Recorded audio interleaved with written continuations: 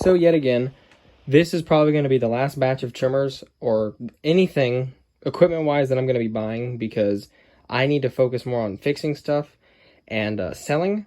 The RedMax I'm going to keep for obvious reasons. It's I'll get to that in a second. But I bought both of these trimmers for 60 bucks. The RedMax was 50, the Toro was 10. The RedMax runs good, the Toro does not run. It does need a carburetor, but I highly doubt that Toro is going to have any running issues, because I compression tested the Toro and it was 180 pounds of compression. So this thing is like a new engine, and it doesn't look all that bad either. I mean, it looks really nice. The RedMax was 151 pounds of compression, so both of these have great compression. The wire on the RedMax is a little taped up, and there's a little hole right here as well, so I'll probably tape that up a little bit too, but it should be fine. It will probably need new fuel lines because they are fairly hard, so I'll just replace them anyway and clean this up a little bit more. I would say it's in pretty decent shape. The original owner had both of these. Let's see, he bought both of these. I know he bought the RedMax brand new.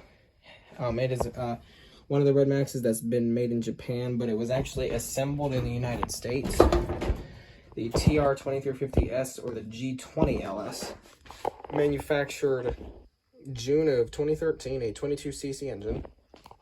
So it looks like RedMax was the last company to be making their stuff in Japan before Maruyama, because back in the 90s and like early 2000s, Shindaiwa was making their stuff in Japan, but like around 2013, when they were making like the T242 series, for example, they were being made in the United States.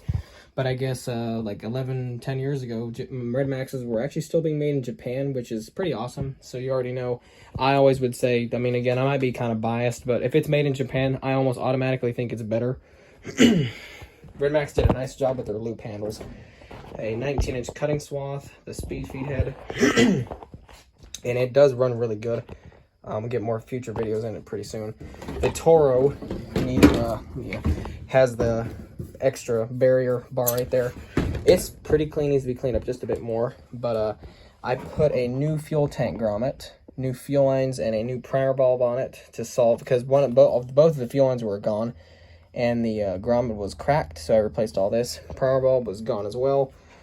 Fuel tank was extremely dirty. It was full of debris. That is as clean as it's going to get. I could probably clean it a little bit more, but tank vent on the cap is also clogged and also messed up, so it's probably going to need a new cap and a carburetor both, which is fine. I do not rebuild. I have not taught myself how to rebuild carburetors, because it is likely not going to be easy, especially on a smaller one, when you have super tiny parts that are so easy to lose and stuff. I just choose not to. But, you know, one of these days I'll eventually teach myself how to do that.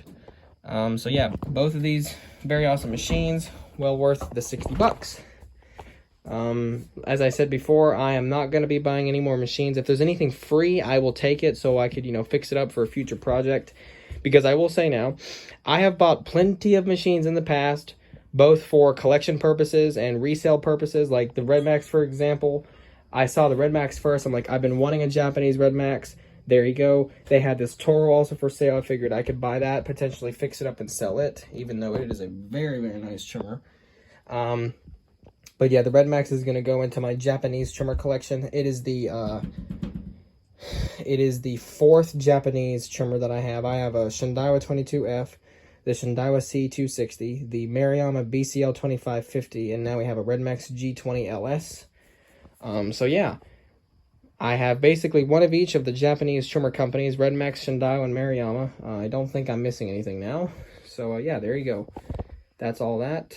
Pretty awesome machines for sure.